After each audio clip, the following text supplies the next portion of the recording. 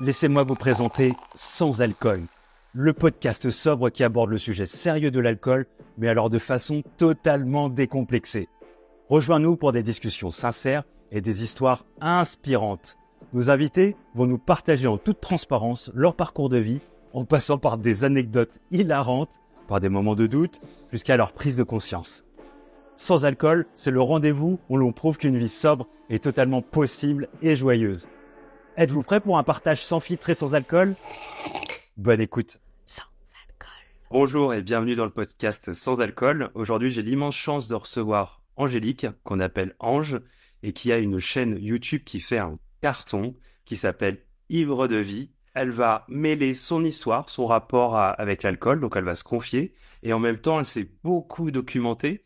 Donc, elle va partager tout son savoir et donc tout s'entremêle. Merci pour l'invitation et merci pour le compliment. Eh ben, on est tellement fiers de t'avoir, c'est un grand bonheur. Tu as été en formation il y a peu de temps et tu as été certifiée patiente experte.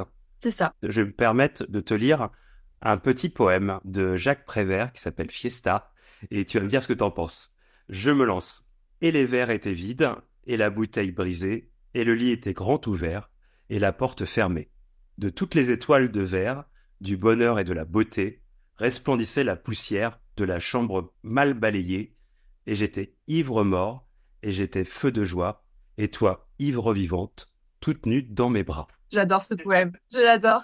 Qu'est-ce que tu pourrais m'en dire alors ? C'est ce poème qui a donné mon nom de ma chaîne YouTube Ivre de vie. D'accord. Il faut savoir que c'est un poème qui est affiché chez mes parents. Et au moment où je cherchais un nom pour cette chaîne YouTube, j'ai relu ce poème qui était là devant moi depuis très très longtemps. Et j'ai lu Ivre vivante. Et ça m'a vraiment marquée. Alors, ce poème, c'est un peu, voilà, on sait qu'ils ont bu, c'était une fin de soirée, en fait, hein, c'est une fin de nuit. D'accord. Moi, j'imagine une fin de nuit, un début de matin. Et, euh, et Prévert parle de ivre mort et il dit juste après ivre vivante. Et j'ai trouvé que cette opposition a été mais magnifique. J'avais jamais, en fait, vu l'ivresse comme quelque chose d'autre que l'alcool ou qu'être ivre-mort. Et moi, j'ai été ivre-morte des tonnes et des tonnes de fois. Et donc, tout naturellement, quand j'ai vu ce terme qui s'y opposait, je me suis dit, mais c'est ça, en fait. Aujourd'hui, je suis ivre-vivante. Je n'ai pas besoin d'alcool, en fait, pour être ivre de vie. Et c'est à ce moment-là que ce nom de ma chaîne YouTube est venu. Et Génial. pour moi, ça veut dire énormément parce que c'est vraiment ça. Moi, l'arrêt de l'alcool, ça a été comme une seconde naissance pour moi et c'est là que j'ai vraiment commencé à vivre finalement. Et c'est dingue parce qu'on a tous ce ressenti qui est fou Euh, de cette renaissance, de se retrouver soi, de trouver l'ivresse différemment. il peut y avoir l'ivresse collective aussi, le fait d'être en groupe, d'être ensemble. Pour moi, c'est de l'ivresse collective. On est heureux d'être ensemble et c'est de la joie en fait. Ouais, c'est de la vie. C'est moi, je me sens ivre de vie quand je suis sur mon vélo dans la campagne. Je me sens ivre de vie quand j'observe la nature. Tout ça, c'est des petits moments, des petites choses que je ne vivais pas avant, que j'ai vécu enfant mais que je ne vivais plus pendant que je buvais et que j'ai retrouvé cette ivresse de la vie-là. Et, euh, et finalement, c'est une bien meilleure ivresse, je trouve. Ça fait vraiment, tu vois, ce retour aux choses simples, au bonheur simple. Et puis, on se rend compte de notre environnement. On l'affronte vraiment maintenant. Que ce soit pour le bonheur ou pour, des fois, les choses tristes. Bah, en fait, j'ai arrêté de boire au moment où, normalement, le cerveau finit de se former. Tu as commencé alors à 15 ans et tu commences comment? Quelle est la première rencontre avec l'alcool? Alors, moi, je pense qu'il faut que je revienne même avant, D'accord? parce que ça, pour moi, ça joue énormément. Moi, j'ai eu l'impression d'avoir été préconditionnée à boire de l'alcool. C'est-à-dire qu'à 10 ans, je m'en souviens très très bien. J'étais une gamine de 10 ans et je me disais, moi, un jour, je boirai énormément. Et je me suis dit ça parce que je fais partie d'une famille qui boit énormément, qui boit sans limite, qui ne connaît pas les limites ni les dégâts liés à l'alcool, en fait, sur le cerveau, sur la santé. Enfin, ils les connaissent, mais de loin, quoi. Et donc, il y a très peu d'informations. Et donc, à 10 ans, moi, ce que je vois, c'est mes parents et ma famille élargie qui boit énormément, sans limite, qui est désinhibée, qui est complètement dans l'ivresse. Et je me dis, mais c'est génial, quoi. Enfin, je me dis, ils sont drôles, ils sont amusants quand ils boivent, bah, ils sont un peu plus exubérants. Et moi, ça me faisait vraiment rire. Et il y avait vraiment ce truc de faire la fête qui me plaisait énormément dans ma famille. Je l'ai trouvé un peu fou, un peu barré, et ça me plaisait, mais vraiment. Et je me suis vraiment dit, moi, un jour, je serai comme eux. Et je pense que ça a conditionné bah, la suite, en fait, Bien sûr, complètement. ouais. Donc déjà, il y a cette base-là où je démarre dans la vie. Moi, je connais pas les dangers de l'alcool. Pour moi, c'est complètement normal, banalisé. C'est même complètement l'inverse. C'est un truc que tu as envie de faire. T'as envie C'est ça. d'imiter. Tu te dis, ouais, moi aussi, je veux faire la fête et je veux faire Ouais. partie de ça plus tard. Je veux être comme eux. Ouais, et ça, dans l'addiction, l'apprentissage par imitation, alors tous les enfants apprennent de leurs parents par imitation, mais dans l'addiction, c'est vraiment prenant, hein, le contexte joue énormément en fait, hein, donc Complètement. pour développer une addiction plus tard. Donc, euh, donc voilà, moi j'avais cette appétence envers l'alcool déjà que j'aimais énormément sans même l'avoir bu encore. Et ça n'a pas loupé, puisqu'en fait c'est dans ma famille que j'ai eu ma première cuite. C'est un membre de ma famille élargie qui m'a servi des verres de rosé dans une soirée jusqu'à ce que je vomisse en fait. Donc Ouais. ma première expérience, elle a vraiment été dans ma famille et très liée à ma famille finalement. On n'est pas forcément sur des alcools forts. Non, on est sur du vin et de la bière, mais qui sont bu vite et en grande quantité. Et c'est vrai qu'on dit souvent que c'est les jeunes qui ont cette consommation. Bon, ils l'ont avec des alcools forts plutôt, le fait de boire beaucoup en peu de temps. Mais moi, ma famille, elle buvait beaucoup en peu de temps, des alcools qui sont un peu moins considérés comme, Alcool fort, ouais, quoi. comme durs. C'est vu qu'on boit du vin et de la bière, ça passe, quoi. Je comprends. Ça reste du vin et de la bière, quoi. Ouais, alors qu'en quantité astronomique, c'est le même combat, quoi. C'est ça, exactement. Moi, ça m'énerve quand on dit que c'est vraiment les jeunes qui boivent de cette façon, parce que pour moi, en tout cas, dans mon entourage, ça ne se confirme pas de cette manière-là, quoi. Et même plutôt, mes cousins sont plutôt modérés. De mon âge, ils sont plutôt modérés. Et par contre, les adultes, enfin, les oncles, les tantes, etc., les cousins de ma mère, enfin, toute cette famille élargie-là, ne l'est pas, quoi. Et tu vas aller piquer dans le bar, parce qu'on a tous Ouais, chez nous une sorte de mini-bar avec tu sais, il y a la poussière dessus, il y a des toiles d'araignée avec des c'est ça, bouteilles de fin de soirée de il y a 20 ans qui est encore là, parce que peut-être exactement. qu'un jour, on va la boire. Et alors que c'est un musée, hein, plus personne n'y touche. Mais c'est marrant, t'as le même, Ah, je crois qu'on est dans beaucoup de foyers, il existe, tu vois, ce mini-bar, c'est un peu mon mini-bar perso, et voilà. ouais. Et t'as que des alcools improbables qui sont tous là rangés, il reste pas grand-chose, hein, des fois. Ouais, en fait, c'est les alcools ramenés par les amis, puis c'est plus du tout bu. Ils en ont même pas connaissance qu'elles sont là, ces bouteilles. Et moi, bah, évidemment, je les ai bien vues. Et en fait, j'ai commencé à piquer les bouteilles dans ce meuble et à les boire seule dans ma chambre. À ce moment-là, et ça, c'est une grande partie de pourquoi j'ai bu, c'est que moi, j'ai pas commencé par boire avec des amis, en fait. C'est plus complexe que ça. J'ai vraiment commencé par boire à la base seule pour m'évader. Voilà, parce que j'étais une gamine qui était plutôt en souffrance. Je suis l'aînée d'une famille de 4 enfants et à l'époque, mes parents étaient très très stricts. Ma mère ne voulait pas trop que je sorte de l'enfance et j'avais pas beaucoup de libre arbitre, je pouvais pas faire mes propres choix, j'avais pas beaucoup d'autonomie. Et elle m'a mis vraiment dans un carcan un petit peu que moi je voyais comme une prison. Et en fait, ça m'allait tant que j'étais enfant. Enfin, je voulais bien faire partie de ce carcan, être la gentille petite fille sage, etc. Mais au moment de l'adolescence, au moment où j'avais envie d'explorer, de faire mes propres choix, là, ça a coincé avec mes parents, en fait.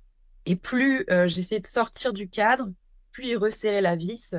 Et en fait, je me suis vraiment retrouvée à 15 ans, je me sentais vraiment très, très seule parce que j'étais très isolée par rapport aux gens de mon âge, en fait, finalement.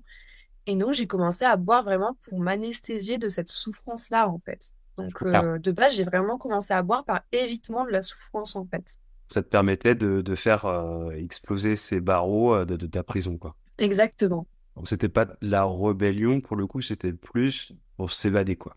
Ouais, et puis c'était une réaction, en fait. à l'environnement. C'était une réaction de mes parents qui était trop stricte et qui en fait me laissait zéro liberté. Donc forcément, moi je suis partie dans l'extrême en fait. Donc, Je comprends. Et eux, ils ont pas grillé. non, Non, jamais, jamais parce que c'était ou quand ils étaient pas là d'accord. ou quand ils étaient là, mais ils m'ont jamais capté. Ils ont jamais capté ça.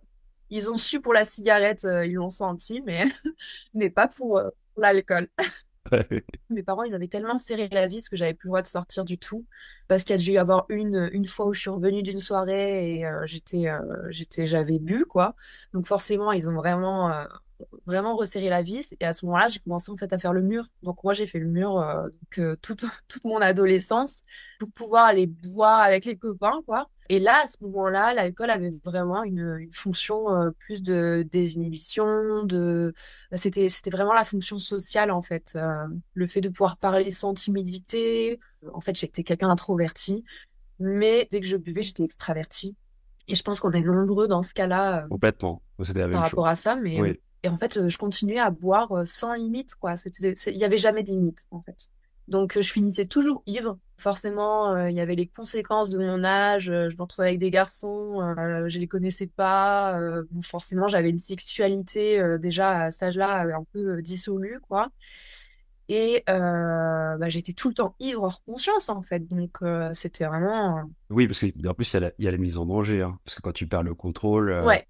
Par contre, ce que j'ai acquis, et ça, c'est sûr, c'est que je pouvais vomir et reboire derrière. Je pouvais aussi, parfois, je buvais, puis j'étais ivre très vite. Par contre, j'atteignais un certain palier, et après, je pouvais boire autant que je voulais derrière. Et je restais pareil, en fait. Je restais ivre de la même manière. Donc, j'ai jamais eu de coma éthylique, ça m'est jamais arrivé, ok. alors que je buvais des quantités astronomiques parfois pour mon âge, pour l'absence de tolérance que j'avais finalement. Recherche de limites, en fait, t'y arrives jamais, en fait, à trouver ces Non. limites. C'est fou. Ouais, c'est ce que j'allais te dire, c'est que tout à l'heure tu as dit ça, c'est vrai que moi en fait je me rends compte que non, j'ai jamais connu mes limites. J'ai jamais su m'arrêter en fait dès le début. J'ai jamais appris à boire l'alcool parce que j'étais très mal informée. Oui. Moi je savais pas que un verre, il faut attendre que ça monte avant d'en reprendre un autre. Pour moi, c'était je buvais à la chaîne et puis voilà quoi. Et c'est ce que tu as vu aussi dans ta jeunesse. C'est que tu as vu tes parents qui faisaient la fête très fort et que c'était très cool et on ne sait pas qui on est, on est en train de, on est en découverte de soi, de l'adulte futur. J'ai pas réussi à construire mon identité correctement puisque ma mère décidait de mon identité pour tout et le moindre choix qui était un peu différent était très critiqué, très rejeté. Donc dès que j'avais un goût un petit peu différent, c'était très, on me remettait dans les clous en fait. Et donc moi j'étais un petit peu perdue quant à qui j'étais et j'ai souvent en fait pris les identités des autres en fait parce que je ne savais pas qui j'étais. Et ça a duré jusqu'à ce que j'arrête l'alcool, en fait. C'est que mon identité, je l'ai construite il y a 3 ans en arrêtant l'alcool. Je savais pas qui j'étais. Et la seule chose qui était stable dans mon identité, c'était l'alcool. Je comprends. Ça résonne beaucoup en moi parce que moi, avec mon échec scolaire, dans ma tête, je me disais, j'aurais pas ma place dans la société. Je sais pas ce que je vais faire. J'étais perdu. Je pense que j'étais dans la perte aussi de réalité. Tu fuis la réalité, tu vois. J'étais dans des Mm, mm, soirées à outrance où je voulais pas que ça se finisse parce que mm. le retour à la réalité est compliqué. C'est comme un peu des mini-dépressions, voire des grosses dépressions, quoi. Et en fait, moi, j'ai dû me créer un personnage. J'ai dû me créer ce personnage parce que j'avais Mm. enfin la reconnaissance que je voulais plus jeune et j'avais l'impression de faire partie de quelque chose, d'un groupe, Ouais, faire partie de... Tu vois, moi j'étais dans le milieu de la nuit, donc j'ai l'impression en plus d'être un peu en contre-société parce que quand tu sors de boîte, ouais. il est 7 heures, il est 8 heures, tu vois les gens aller travailler et tu te dis, waouh, moi je suis Parce trop hors norme et tout, je suis trop dans un monde ouais, parallèle. Et en fait, le problème, c'est que bah ça fonctionne pas parce que t'es pas toi en fait. totalement. Et moi, j'avais en fait la sensation de faire partie de la grande famille des bons vivants, en fait. Des personnes qui profitent de la vie, qui ont compris que la vie, en fait, c'est de partager avec les gens, etc. Donc, en fait, bon, je partageais pas avec les gens, hein, j'étais qu'avec l'alcool, finalement. Mais j'avais l'impression, voilà, ouais, de faire partie d'un groupe. Et puis, il y avait les gens qui boivent, en fait, qui sont bons vivants, qui assument ça. Et puis, les autres, en fait, qui sont beaucoup plus chiants, et qui n'ont pas compris ce que c'est que la vie, en fait. Et bah, je l'assume aujourd'hui, mais je me trompais, en fait. Je me trompais sur ce que j'avais des croyances et je me trompais complètement. J'avais pas compris ce que c'était que la vie, en fait. Et cette identité-là de bonne vivante, etc., elle me permettait ouais, de me présenter aux autres jusqu'à mon arrêt, enfin un petit peu avant mon arrêt. Dire moi, quand j'avais un rencard, la première chose que je disais, c'était j'aime bien boire et c'est la seule chose qui était vraiment stable. Mais je pense que ben, je suis pas la seule. J'ai entendu une phrase il y a peu de temps, je l'ai trouvée géniale. C'est on nous a appris à faire, mais on nous a pas appris à être. Notre personnalité, elle est liée à son métier, elle est liée à son âge, elle est liée à sa nationalité. On nous a demandé de faire des choses, mais on nous a pas demandé d'être cette réflexion, d'être ce qu'on est. Non, mais c'est ce que tu disais tout à l'heure, c'est que toi, à un moment donné, tu t'es senti en échec scolaire. Et alors peut-être que je fais un lien qui est pas le bon, mais je pense qu'on nous a pas appris à aussi à développer qui on est et nos talents en fait naturels, euh, les choses pour lesquelles on est bon naturellement et forcément si on les développe pas, ben on est très malheureux parce qu'en fait c'est des talents qui deviennent cachés, qui deviennent non exploités et on se sent incapable de s'adapter à la société parce qu'en fait on nous a pas appris à les mettre en lumière. Ma mère en me disant non ça c'est pas bien ça, c'est pas ce qu'il faut faire. Elle a étouffé. Alors après, elle faisait comme elle. Je veux surtout pas. Mes parents ont fait comme ils pouvaient et ma mère, elle faisait comme elle pouvait avec son éducation à elle. J'ai pas pu développer qui j'étais et donc j'ai dû créer quelque chose d'autre. C'est exactement ce que tu disais tout à l'heure, quoi. Complètement. Ouais, ouais. On peut pas blâmer les parents. Je suis d'accord avec toi. Ils ont vécu ce Ouais. qu'ils ont vécu. Ils ont eu l'éducation qu'ils ont eue. Enfin, il y a eu en plus une génération qui était vraiment improbable. Enfin, bon, il y a plein de choses qui font que on sera parents. Moi, je suis papa. On donnera le maximum de ce qu'on peut, le bien qu'on a. Et puis, bah, eux, ils mettront le mauvais de côté. Je pense que c'est comme ça que les générations évoluent. J'ai l'impression, et aussi la société, hein, au-delà même de nos parents, on nous dit le lien social, c'est l'alcool. On va aller boire un verre. C'est le pot de départ, c'est le pot de l'amitié, Ouais. c'est toujours, on a quelque chose à fêter, c'est l'alcool. Au moment où j'étais dans ma vie étudiante, quand j'allais voir des gens, j'allais vraiment retrouver mes vers, quoi. J'allais pas me connecter avec les gens. Avoir cette connexion, en fait, qui est simple et qui est sans artifice avec les autres. Et en fait, je ne partageais pas qui j'étais vraiment. Et donc, toutes mes relations étaient faussées, en fait. Ils avaient une image de moi, je veux dire, la manière dont on se présente, c'est la manière dont les autres nous voient. Et si on présente une fausse image, bah finalement, on est très très seul parce que les autres ne nous aiment pas pour qui on est réellement. Ils nous aiment pour l'image qu'on renvoie. Et en fait, je me suis rendu compte que les gens m'aimaient pour l'image que je renvoyais. Mais que s'ils découvraient qui j'étais, en fait, c'est que des fois, bah, j'allais pas bien, des fois, je suis pas si exubérante que ça, des fois, je suis très introvertie, etc. Je pensais que on ne m'aimerait pas pour qui je suis aussi. C'est hyper juste. Et en fait, finalement, tous mes rapports étaient faussés. Il y avait ce manque de connexion et de lien social, finalement, qui soit authentique. Et quand tu t'offres à la personne, entre guillemets, tu vois, je trouve que c'est là qu'on crée un vrai lien. Parce que la personne se dit, waouh, tu vois, elle se confie à moi, elle me dit, que ce soit pour du bonheur ou autre chose, mais en fait, elle se dit, il se livre, il est vrai, il est sobre, il est naturel, et je trouve que c'est là où tu crées un lien qui est très très fort, et je trouve que c'est ça que tu démontres très bien. Et du coup, la personne qui est en face, elle se sent d'autant plus libre d'être elle-même, en fait. Et ça crée le lien, il est là, la connexion, elle est là, elle est quand on est authentique sur qui on est, sur ce qu'on ressent, et sans masquer tout ça derrière l'alcool ou autre artifice, en fait. La vraie connexion, pour moi, c'est ça. Je sais pas si tu l'as ressenti, mais quand moi j'ai arrêté de boire, je me suis retrouvé mais hyper stigmatisé, complètement pas dans la Mm, norme. mm, Et en mm. fait, ce miroir des gens qui continuent à boire, ah ouais, mais s'ils boivent pas, moi je vais pas pouvoir boire, donc je vais pas pouvoir me lâcher, donc on va pas pouvoir se lâcher et on va pas pouvoir passer un bon moment. Alors Ouais. qu'au final, quand on picole à deux et qu'à un moment donné, tu arrives dans des... En fait, tu partages plus rien, quoi, tu vois. Ça a été la chose la plus dure pour moi, dont j'ai dû faire le deuil pour arrêter l'alcool. C'est-à-dire, ça a été de me dire, je n'aurai plus de conversations jusqu'à pas d'heure, alcoolisées, dans lesquelles on se livre sur des choses, etc.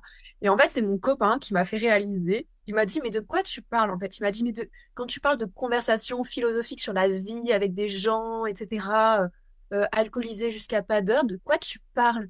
Et en fait, je me suis rendu compte que je ne me souvenais de aucune de ces conversations et que surtout, j'oubliais la plupart du temps ce qu'on s'était dit dans la nuit, quoi. Donc, j'ai déconstruit le truc et je me suis dit, mais en fait, on n'a rien partagé. En fait, on était chacun de notre côté avec l'alcool, à être trop content d'avoir quelqu'un pour pas boire seul. Mais en fait, le lien, il était rompu. En fait, on aurait pu faire un monologue. C'est juste que boire seul, c'est pas accepté, quoi. Complètement. Moi, c'est ce que je me suis dit. Tu me disais en plus, quand tu venais aux soirées, je trouvais ça très juste, parce que moi ça m'arrivait complètement aussi, c'est tu viens avec 2 bouteilles. Ouais. La bouteille pour faire bonne figure, quoi, et t'as la deuxième que tu te réserves un peu, quoi. Et parfois, il y en avait même plus. J'avais trop peur d'être en manque. Des fois, je cachais même des bouteilles chez mes amis pour être sûre d'en avoir à partir d'une certaine heure, que tout ne soit pas bu avant, et pour être sûre que, par exemple, à 2 heures du matin, j'ai une bouteille au cas où, quoi. Et j'étais pas la seule à faire ça dans mon groupe d'amis, hein. Il y avait cette peur du manque, de plus avoir le carburant pour avoir justement ces grandes conversations philosophiques sur la vie. T'as cette dépendance-là de pas de plus vivre un truc cool si t'as plus le produit, quoi. Et de pas prolonger la C'était ça. soirée, et d'être en manque, et tu te rends compte que tout est lié à ça, quoi. Moi, je sais que, quand, à Ouais. juste titre, je sais de savoir à quelle épicerie a été fermée à telle heure, donc je pouvais aller à une autre. Est-ce que je pouvais pas prendre un verre dans tel bar? Mm. Est-ce que je pouvais pas payer une bouteille dans tel bar parce que c'était une pizzeria, nanana. Enfin, tu sais, tu deviens dans un truc. Et Ouais. puis après, moi, à Paris, la révolution de se faire livrer, c'est qu'à n'importe quelle heure, je pouvais me faire livrer à boire, donc c'est sans fin, quoi. C'est un truc où tu te dis, il y a plus de limite, t'as plus de limite. C'est ça. Et alors moi, je me suis jamais fait livrer. Je pense qu'à l'époque, j'avais pas conscience. On commençait à en parler, on se disait ouais, c'est trop cool, on pourra se faire livrer si jamais un jour on manque, etc. Mais j'ai jamais eu l'occasion de le faire vraiment. Mais je me souviens quand j'avais plus d'alcool en soirée, mais c'était, je passais une très très mauvaise soirée, quoi. C'est que là, il y avait plus de joie, il y avait juste du manque et en fait la tristesse, quoi. Enfin, c'était du manque en fait. Et c'est triste. Ton déclic, si t'as eu un déclic, ou ta prise de conscience, quel chemin t'as pris pour que tu prennes ce recul-là et te dire, waouh, là, il y a peut-être un souci, et le souci, c'est sûrement l'alcool. Déjà, moi, j'ai eu donc plusieurs années de déni. Enfin, c'était même pas du déni, mais c'était plus de la non-connaissance, de la non-conscience de que ce que je faisais, en fait, c'était très délétère pour ma santé, pour mon cerveau, pour mes relations. Alors, pardon, je fais un aparté, mais Non, vas-y, vas-y. euh, dans ma vie, dans ma vie étudiante, le truc, c'est que je suis tombée sur un groupe de personnes qui ont été mes amies pendant de longues années, qui étaient vachement dans la drogue, dans l'alcool, et il y avait beaucoup de souffrance, en fait, dans ce groupe. On était tous un peu en souffrance, on se retrouvait pour boire, mais on était tous très en souffrance. Et l'alcool était, encore une fois, dans ma vie, j'étais dans un entourage où l'alcool était complètement banalisé. La gueule de bois, s'il y en avait, était complètement banalisée. L'anxiété du lendemain, on n'en parlait pas. Mais en fait, on combattait la journée. Tout ça, c'était complètement banalisé. Et donc, on s'appelait même les alcooliques non anonymes, tellement c'était prôné D'accord. dans le groupe, quoi.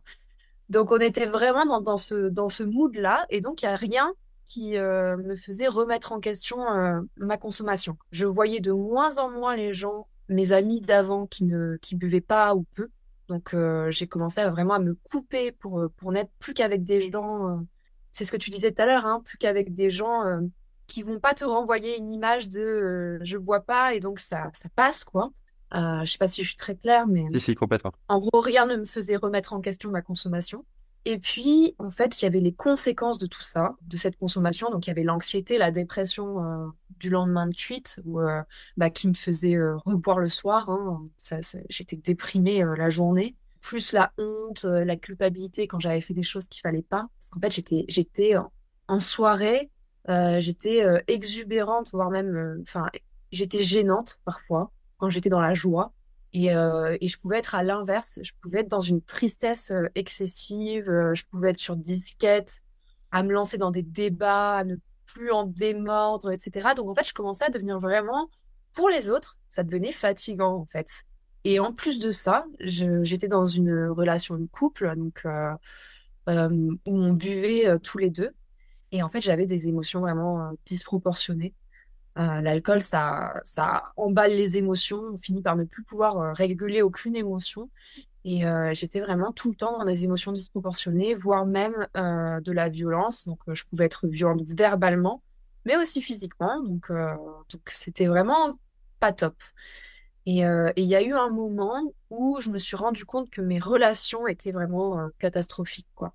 Je me suis rendu compte que j'étais tout le temps dans des rapports conflictuels avec les autres, j'étais tout le temps en mode pilote automatique avec mes émotions, que j'étais hors conscience et qu'il y avait un souci, que j'étais pas heureuse, quoi. En gros, voilà, déjà, il y a eu ça. Et en fait, petit à petit, j'ai commencé à relier les conséquences à la cause et j'ai compris que c'était l'alcool. Mais il a fallu énormément de temps pour ça. Et entre-temps, j'ai fait une licence de psychologie et je pense aujourd'hui que c'est cette licence que j'ai faite, elle m'a sauvée en fait. Parce qu'elle m'a permis de voir ce qui était sain, pas sain, donc dans les relations, dans la vie, même dans la relation avec mes parents, qu'est-ce qui était dysfonctionnel ou pas. Et en fait, ça m'a permis vraiment de mettre à plat les choses, de comprendre aussi ce que c'était que des pensées, des émotions, mais aussi les actions qu'on fait en conséquence de ces pensées et de ces émotions. Ça m'a permis de faire des liens et ça m'a vraiment... j'ai compris beaucoup de choses à cette période-là. Et c'est là que j'ai pu vraiment comprendre que l'alcool était peut-être la cause de toutes les conséquences négatives que j'avais dans ma vie, en fait. Parce que j'ai eu un cours sur la dictologie et j'ai fait un lien, en fait. Donc ça m'a vraiment sauvé la vie à ce moment-là, ça m'a fait prendre conscience que ça allait pas et que l'alcool y était peut-être pour quelque chose. Donc ça, c'est ma première prise de conscience en fait. J'ai eu plusieurs prises de conscience sur de nombreuses années qui m'ont fait petit à petit en arriver à arrêter l'alcool. Mais ça s'est fait vraiment progressivement et avec plein de raisons différentes. Il y a par exemple le fait que pendant ma vie étudiante, le début de ma vie étudiante, je mangeais jamais parce que j'avais pas les sous pour manger et boire. Donc en fait, je ne faisais que boire et je mangeais jamais. Je mangeais un repas par jour. C'était genre thon mayo ou mayonnaise. Voilà, c'était mon repas. Et je me nourrissais que de ça. Et en fait, il y a eu un moment où je me suis dit, non, mais il faudrait que je me réalimente en fait correctement. Ce n'est pas normal de manger si peu. Voilà. Donc au moment où j'ai commencé à avoir un peu plus de sous, j'ai commencé à remanger. Et en fait, là, j'ai pris énormément de poids, chose qui ne m'était jamais arrivée avant. Et en fait, là, j'ai compris, en lisant en fait sur Internet comment rééquilibrer son alimentation, j'ai lu que l'alcool pouvait faire grossir. Et là, je suis tombée des nues. Je me suis dit, oh purée, l'alcool peut faire grossir. Je ne savais pas en fait. Quand on mange et qu'on boit en même temps, tout ce qu'on mange est stocké directement. Et là, s'en est suivi tout un moment où j'ai voulu diminuer ma consommation d'alcool ou en tout cas trouver des substitutions. Donc là, j'ai eu ma période jus de tomate vodka parce que j'avais lu que c'était l'alcool qui faisait le moins grossir et que voilà, le jus de tomate, ça faisait pas grossir quoi. Donc en fait, j'ai commencé à essayer de dealer avec ma consommation d'alcool pour des objectifs. Donc la perte de poids, les meilleures relations avec les autres. Et j'ai commencé à vraiment me dire, bah voilà, il faut que je commence à diminuer dans certaines circonstances ou à ne pas boire du tout dans telles circonstances parce que le lendemain, j'ai quelque chose d'important pour moi, par exemple. Et en fait, au moment où j'ai voulu commencer à réduire ma consommation, bah, je me suis rendu compte que j'en étais incapable. Et c'est là que j'ai compris que bah, en fait, j'ai pas compris tout de suite, mais avec le temps, j'ai compris que je pouvais pas me modérer du tout. Déjà, je pouvais pas me tenir à 2 verres par occasion. Et puis, des fois, je ne pouvais pas ne pas boire, même si le lendemain, par exemple, j'avais un objectif professionnel important, etc. Ça m'a quand même un petit peu fait prendre conscience que bah, j'étais pas libre, en fait, finalement. Donc voilà, c'est une réponse très très longue, mais parce qu'en fait, Non, j'ai non, pas eu mais de c'est déclic. important. C'est un peu comme un puzzle où tu as des pièces que Non. tu mets et à la fin, tu fais ton puzzle et tu dis, OK, on est là. Donc, des fois, c'est pas un déclic ou deux déclics ou c'est plein de petites choses qui font que Ouais, bah, tu construis, tu dis, ah, OK, à l'origine, l'alcool était pour s'évader un petit peu, tu vois, de ta ouais. genèse, de ta Euh, consommation. Et là, bah, tu te rends compte qu'en fait, elle t'enferme, en fait. Ouais, mais ça, je m'en suis rendu compte vraiment beaucoup plus tard, en fait. D'accord. Entre-temps aussi, je suis passée par plein de consommations différentes, c'est-à-dire que j'ai commencé à boire seule pour m'évader, mais en fait, j'ai continué à utiliser ce mode de consommation même pendant ma vie étudiante. OK. Au début de ma vie étudiante, dès que j'avais, par exemple, une émotion désagréable, genre de la colère, de la tristesse ou de la peur, hop, je buvais en fait. Et là, je buvais d'alcool fort. Il y a eu une période où je buvais seule. J'avais mon 1,5 litre de sangria et je le buvais tous les soirs. J'ai eu plusieurs consommations qui étaient là pour éviter en fait tout ce qui était douloureux, toute la souffrance. Et en fait, j'avais une incapacité à faire avec ce qui était douloureux et désagréable. Et puis, il y a eu une période aussi où je me suis dit que boire seul, c'était être alcoolique. Parce que mes parents m'avaient toujours dit que les alcooliques, c'était les personnes qui buvaient seules dès le matin. Voilà, c'était la limite, quoi. Mais en dessous, ça va, quoi. À un moment donné, je me suis dit, non, mais là, tu bois seul, c'est pas normal. Tu devrais pas boire seul, en fait. Boire seul, c'est être alcoolique. Donc, arrête de boire seul. Et c'est à ce moment-là, en fait, que j'ai commencé à créer des soirées pour pouvoir boire toujours en compagnie. Mais en fait, je buvais tous les jours. C'était chronique. Là, ma consommation a été chronique, en fait. Alors que quand j'étais adolescente, elle était pas très régulière. Là, j'étais vraiment dans je bois tous les jours, mais en compagnie, quoi. Donc, ça a participé au déni pendant longtemps, quoi. C'est comme je buvais avec des gens, il n'y avait pas de souci, quoi. L'alcool un peu festif, quoi. Mondain, social. Déjà, il y a eu le premier confinement. Avec ma famille, on a bu tous les soirs. On faisait soirée tous les soirs. Donc, moi, j'ai 4 frères et sœurs, donc plus mes parents, plus mon copain qui était là. On était 7 à la maison, quoi. On faisait soirée. On faisait vraiment soirée tous les soirs, quoi. Donc, là, ma consommation, elle est redevenue là où j'arrivais avant à un petit peu mettre en place des stratégies pour ne pas boire dans telle situation, etc. Là, elle est redevenue vraiment quotidienne, etc.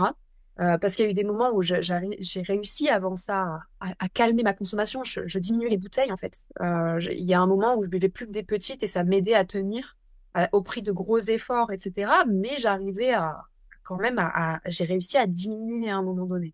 Et puis j'ai compris que tant que je restais dans mon entourage et tant que je restais dans mon environnement avec les soirées autour de moi, etc., j'arriverais jamais à diminuer, en fait. J'ai compris que là, mon environnement, mon entourage m'influençait parce que à ce moment-là, j'arrivais parfois, certains soirs, à être seule et à ne pas boire.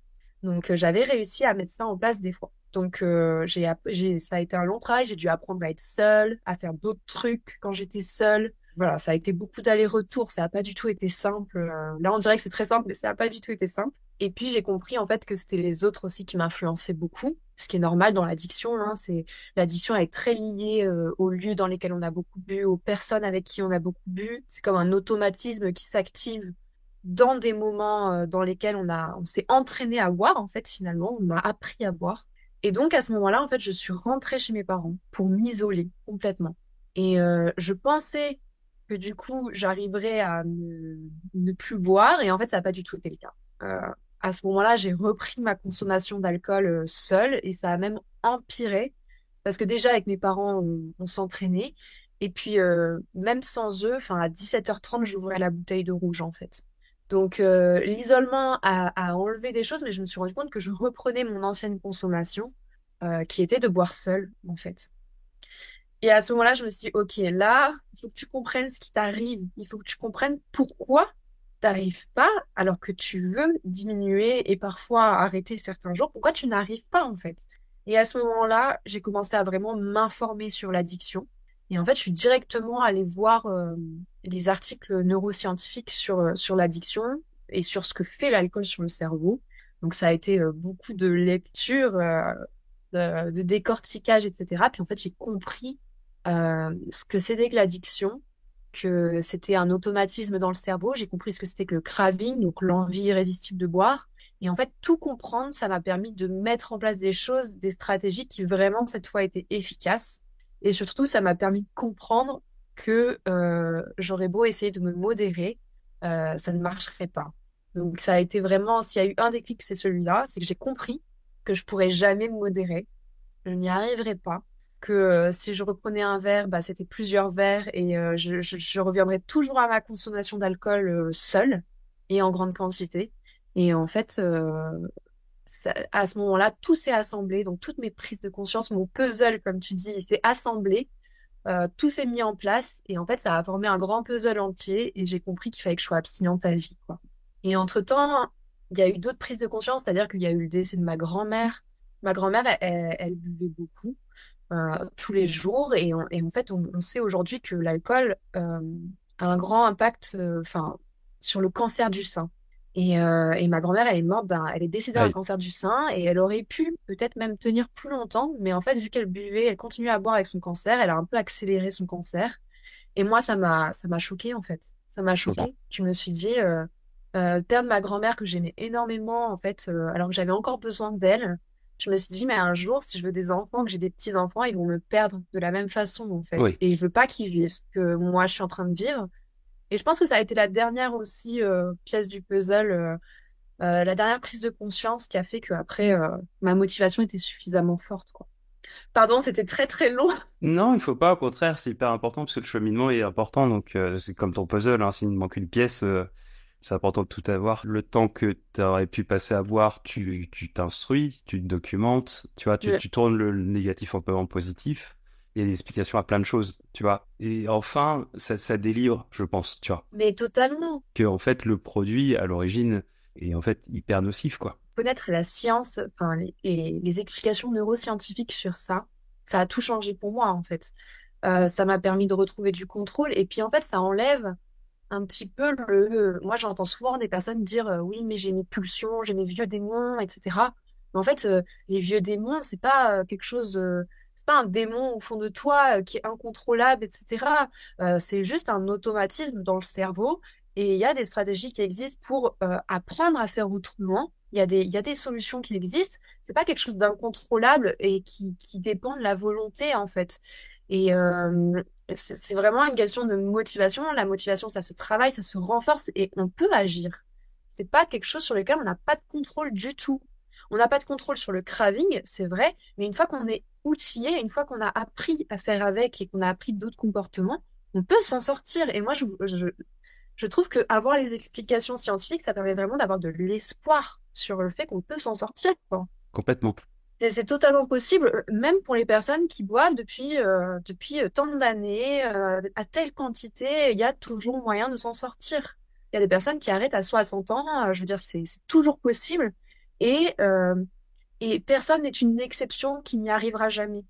C'est Ouais. sûr, ça demande beaucoup de travail, etc. Mais c'est possible, quoi. Et c'est tellement, tellement de bénéfices. En fait, c'est palpable. C'est quelque chose Ouais. qui est hyper rassurant parce que tu dis, c'est mathématique. J'ai fonctionné comme ça, qu'il est arrivé ça, et voilà. Mais les valeurs, c'est essentiel de les définir parce que si on ne connaît pas ces valeurs, et les valeurs, c'est ce qu'on valorise dans la vie, finalement, c'est ce qui est important pour soi. Si on les connaît pas, c'est les autres qui vont décider pour nous de où on va, quoi. Donc, les valeurs, c'est une boussole et ça permet de se diriger dans la vie. Et si on agit selon ces valeurs, de toute façon, pour moi, agir selon ces valeurs, selon ce qui est important pour soi dans la vie, pour moi, la clé du bonheur, elle est là. Parce que quand on agit selon ses valeurs, ça peut être difficile ou pas difficile, on vit une vie qui est significative, en fait.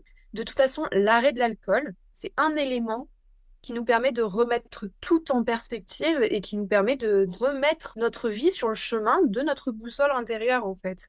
Et moi, le plus gros bénéfice de l'arrêt de l'alcool, ça a été que j'ai pu enfin décider de ce qui était important pour moi et me diriger vers ça, en fait. C'est vrai que quand tu arrêtes de boire, c'est pas non plus la baguette magique, c'est que tu continues à évoluer, à Ouais. prendre sur toi Mm. toujours, mais je trouve dans le bon sens. Toi, tu as passé ce diplôme-là qui est génial, qui est cette formation patiente expert. On dit experte? Patiente experte, moi je dis. Patiente experte, c'est très bien. J'avoue que j'en sais rien. On s'en fiche, on dit ce qu'on veut. Tu peux nous expliquer un petit peu ce que c'est? C'est une personne qui a eu un vécu d'addiction et qui peut, par sa formation et son expérience, accompagner d'autres personnes. Ok, C'est un nouveau métier qui existe depuis très longtemps au Canada et qui existe depuis très longtemps, enfin un peu moins longtemps, mais quand même longtemps en psychiatrie en France, donc des patients experts en psychiatrie. Et puis c'est en train de se développer pour l'addictologie en ok. fait. Moi, je connaissais pas du tout ce nouveau métier et c'est un abonné de ma chaîne YouTube qui m'a dit je te verrais super bien faire ça, tu devrais te renseigner, etc. Et là, j'ai découvert et en fait, j'ai compris que je pouvais être légitime dans le milieu médical, Complètement. au sein des structures d'addictologie et du coup, j'ai décidé de faire ce métier. Donc, j'ai passé une certification de patient expert, on dit comme ça. Il y a plusieurs mots, c'est père aidance, médiateur santé père. Et voilà, ils essayent de faire un mot global pour tout le monde qui soit patient expert. Donc, je l'ai passé avec l'association France Patient Expert Addiction. Et donc, cette certification, elle m'a permis de faire des stages en addictologie, de faire des formations. Donc, j'ai aussi un diplôme universitaire d'addictologie.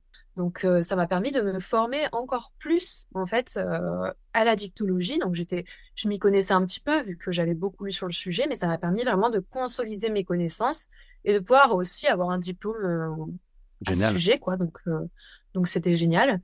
Et en fait, j'ai été certifiée il y a déjà 1 an, donc ça fait déjà pas mal de temps. Et puis après, j'ai travaillé pendant 6 mois dans une structure d'addictologie, en lien avec les médecins, les psychologues, l'assistante sociale. J'étais payée pour ça. Et je faisais des accompagnements individuels avec les patients. Je participais aux groupes de parole, aux réunions d'échange. J'ai même fait des ateliers au sein de la structure, donc pour présenter des thèmes, ce qui, moi, m'avait aidé en tant que personne étant passée par là. Donc, j'apportais de l'expérience, mais aussi toute la théorie qui, moi, m'avait aidé aux personnes, en fait. Et ça, c'est génial. Ça a donné beaucoup de sens, en fait, aussi à mon arrêt. C'est la suite logique quand même de ta chaîne YouTube.